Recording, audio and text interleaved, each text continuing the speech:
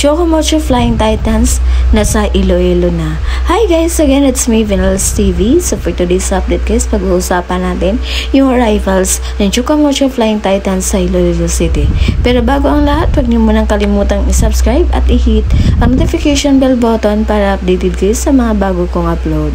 So yun nga, sobrang saya ng mga fans ng mga taga Iloilo City sa pag-arrive ng Chocomocho Flying Titans. May mga nagsabi na finally makikita din nila ang mga players ng Chocomocho Flying Titans. Sobrang saya at nagpasalamat ang mga fans ng volleyball community ng Iloilo City dahil ito na daw yung pagkakataon na makita nilang maglaro ang kanilang mga paboritong players ng Chocomocho Flying Titans.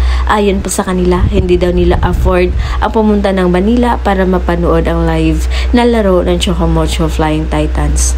Meanwhile, ang mga players naman ng Chocomocho Flying Titans ay sobra ding nag-enjoy sabay ng kanilang paghahanda para sa kanilang laro bukas.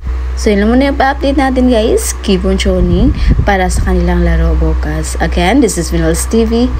Thank you for watching.